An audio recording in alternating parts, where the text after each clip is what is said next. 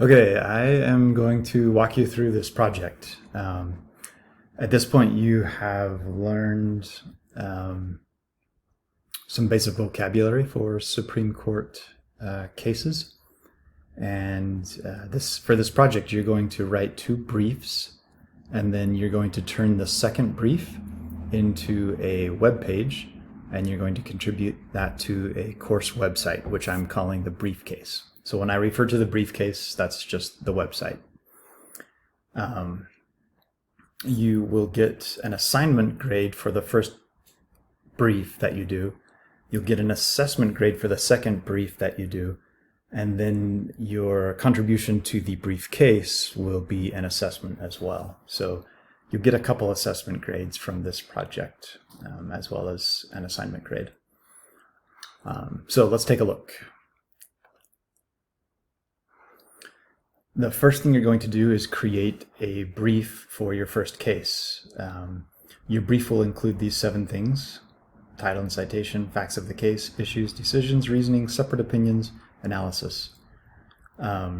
If you're wondering what each of those things are, I've created a short description of each of them and how to write them in this document. So you could open that up, read through it, and it will tell you what each of those should include, and you'll be good to go.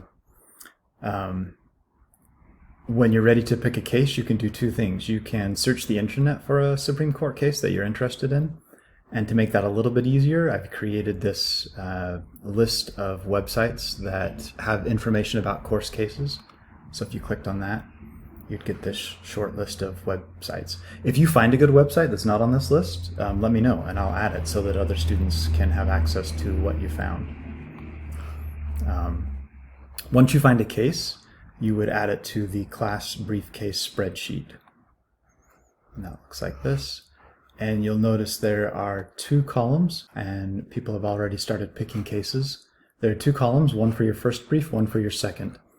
You can't do the same brief twice. You also can't do the same brief that someone else has done in the same instance. So, for example, Sophia has already chosen Map v. Ohio for her first brief, but not her second. So if you wanted that case, you could choose it for the second case. All right. If you don't want to research cases, if you're fine doing any case, then just go straight to the briefcase. You don't need to do any of this research. Just go straight to the briefcase. So I'm going back there and just pick one. Or you could do research based on this. So you could look up, for example, Roper v. Simmons and see is it something you're interested in. Or you could just pick it and go with it. Once you have picked the case, then you would go ahead and complete the brief. And that would be in a Google Doc. And you would have these 7 things in your brief. And then you would submit it to me. And this is the rubric for the grade. This you'll actually get like a double points for this. So 8 points instead of 4. Then you'll do the second one, and it's exactly the same. So you'll see the instructions are the same, the links are the same. The only difference is when you go to the spreadsheet, you would put your name in the second column instead of the first. And you would choose a different case. Okay, and this counts for an assessment, and it's worth 4 points. Okay, so once you've completed the second case, then you're going to contribute that second case, not the first one. It has to be the second case. You're going to contribute that to the course briefcase.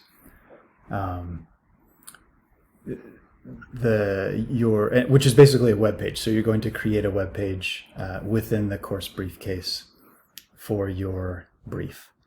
The web page should have a title of the case and the year, the generic topic, so you're going to have to identify the topic, and that needs to be on the page somewhere. The issue, and the issue should be yes or no question. And most of this, by the way, you should be able to pull this directly from your brief. The court's decision, an image or illustration that represents the case. So this could be an actual image, so a photograph of the people involved, a photograph of the event or whatever. Or it could just be some image that represents it. So an illustration or something that you find on the web, or that you create if you're an artist. And then the page design should reflect the topic of the case. and it shouldn't distract. So you don't want to make the web page hard to read, but it should reflect the case in some slight way. So for example, I've seen students do a case about First Amendment, and you could have you could design, I don't know, like a background that is a bunch of text or something like that, because the First Amendment is about speech. But anyway, you can be as creative as you want, or you don't need to be too creative at all. Just something, even if it's like the color of the page, the color of the background of the page somehow is related to the case. Something that the web page needs to somehow reflect the nature of the case, besides just that one image that is required right here. And then finally, you need your name, just your first name, because this will be a public web page, a public website, so we just want your first name on it. In this video, I'm not going to give you instructions on how to make that web page. That is right here. So if you open up this video, it will tell you how the website works. And it's just a Google site, fairly easy to use, but this video will walk you through it. And so I won't go through these tasks, because these tasks actually we will go through them. So you're going to make your web page as described above. You're going to make sure it's linked to a topic. And this is all described in this video. If the topic doesn't exist, you'll have to create a topic page and link to that topic page. So keep that in mind, and the instructions for that are in this video. And then finally, so you're going to post a link to your page in this discussion board. So right now this assignment is on a discussion board. So you're going to open the discussion board up, post a link to your page.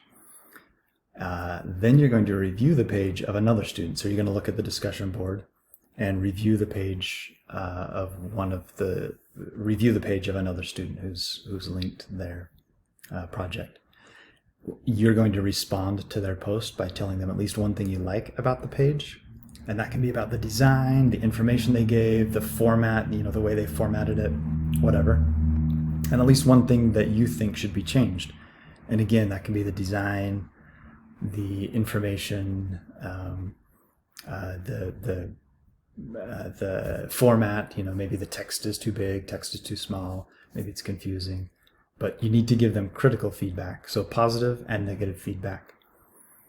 And by the way, if you make your page and you want feedback on something specifically, when you post your link, indicate that. Say, I'm not sure if this image is good, or I'm not sure if it's readable, or if it's too distracting.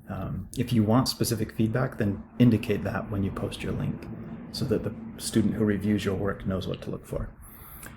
Okay, so the next thing you're going to do is review the feedback that somebody gave you. So as soon as somebody reviews your page and comments on it, then you need to review it and make fixes to your page accordingly, assuming you agree. If you completely disagree with them, then the next step is to thank them for their feedback, explain what you changed, or if you disagree with their feedback, then explain why you disagree with it and didn't make a change. Finally, you're going to let me know that you've completed this entire process by submitting the brief submitted assignment next in this module. So once you've gone through steps 1 through 7, step 8 is to go to this next assignment. And all you have to do in this assignment is submit a link to me and a note that says you're finished, that you're ready for me to grade it. And that's it. And then that's it for this module as well.